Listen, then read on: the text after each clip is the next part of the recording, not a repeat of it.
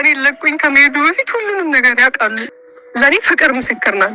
እኔ ሴት ልጅ ጥቃት እየደረሰ ሰላም ውድ የቻናላችን ቤተሰቦች፣ በዛሬ ቪዲዮ እንግዲህ ስለ አብርሽ ጉዳይ በጣም አስገራሚ መረጃ በጣም አዲስ መረጃ እንግዲህ ይዤላችሁ መጥቻለሁ። ለዚህ ቻናል አዲስ ከሆናችሁ ሰብስክራይብ ማድረግ እንዳትረሱ፣ አዲስ ያልሆናችሁ ደግሞ እንደተለመደው ይህንን ቪዲዮ ላይክ አድርገን እንጀምራለን። ወደ ጉዳያችን እንግዲህ ውድ የቻናሌ ቤተሰቦች አዲስ መረጃ አለ። ያው እንደምታውቁት አብርሽና ሩታ ሰሞኑን በጣም ጥል ውስጥ ናቸው። እጅግ በጣም የተካረረ ነገር ተፈጥሯል። ምክንያቱ ደግሞ ከዚህ በፊት እንግዲህ እንደምታውቁት የነፂ ቲዩብ ወይም ደግሞ ነፃነት የምትባል አንዲት ልጅ በአጋጣሚ መታ እንግዲህ የአብርሽ ጓደኛ ነበርኩኝ ወይም ደግሞ የአብርሽ ፍቅረኛ ነኝ በማለት አዲስ ቪዲዮ ሰርታ እሷ በመልቀቋ ምክንያት እንግዲህ በጣም ብዙ ሰዎች መነጋገሪያ ሆኖ አድሯል። እንግዲህ ዛሬ ደግሞ ምንድነው የተሰማ አዲስ ነገር አለ። አብርሽ የድሮ ጓደኛዬ ብቻ ሳይሆን ቀለበት አርጎልኝ ነበረ። እጅግ በጣም ወደው ሰው ነበረ፣ ግን እሱን በማጣቴ በጣም ተጎድቻለሁ። አሁን ላይ በጣም ከባድ ችግር ውስጥ እገኛለሁ በማለት እንግዲህ አዲስ ቪዲዮ አንድ ቪዲዮና አንድ ፎቶ ደግሞ እንደዚሁ ለቃለች ማለት ነው። ፎቶውም በጣም የቅርብ ጊዜ ፎቶ እንደሆነ ተናግራለች ማለት ነው። ፎቶም አዲስ ነው። በዛ ላይ ደግሞ ቪዲዮም በጣም አዲስ ቅርብ ጊዜ የሰሩት አይነት ቪዲዮ ነው። እንግዲህ በጣም ብዙ ነገር አሳልፋለች እቺ ልጅ። በተቃራኒው ደግሞ እንግዲህ ያው ሩታ በጣም በዚህ ጉዳይ ላይ በጣም ተናዳለች። አብርሽም ልታዋራው በጣም ብዙ ጊዜ ሞክራለች። አብርሽ ግን ማውራትም መነጋገርም እንደማይፈልግ በዚህ ጉዳይ ላይ በተደጋጋሚ እየነገራት ይገኛል።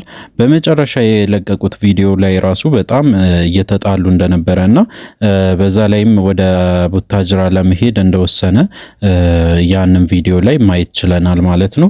እሷም እንግዲህ አብሬ ሄዳለሁ ብትለው ምንም መስማት አልፈለገም።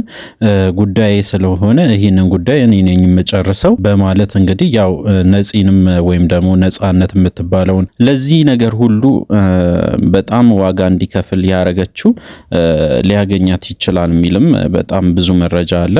እንግዲህ በጣም ነገሩ ውስብስብ ሆኗል። ያያችሁት አንድ ፎቶ አለ። አንዱ ፎቶ ምንድነው? ይሄ ከቤተ ክርስቲያን ሲመለሱ አብሮ የተነሱት አንድ ፎቶ ነበረ። ያ ፎቶ በጣም የቅርብ ጊዜ ነው።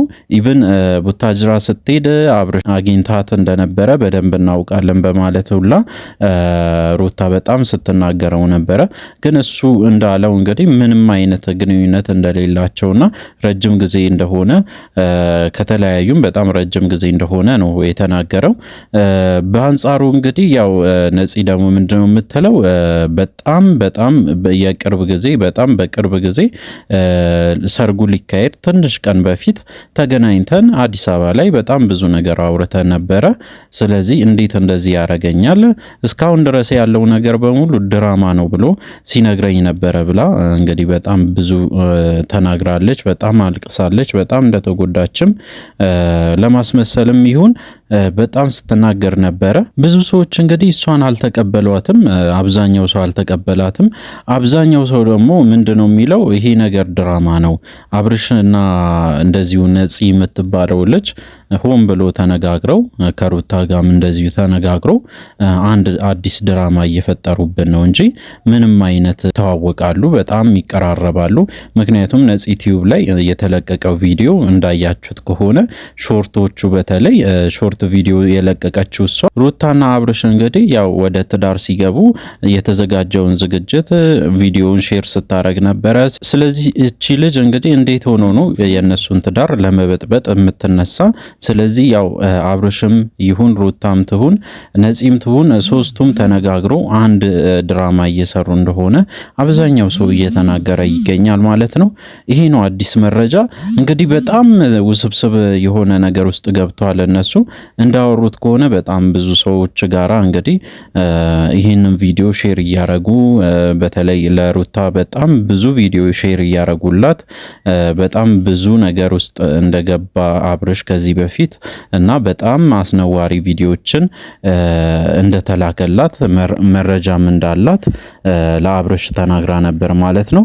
አብርሽ ግን ምንም አይነት መረጃም ይሁን ምንም አይነት ወሬም ይሁን በዚህ ጉዳይ ላይ እንደማይፈልግ በተደጋጋሚ እየተናገረ ይገኛል ማለት ነው።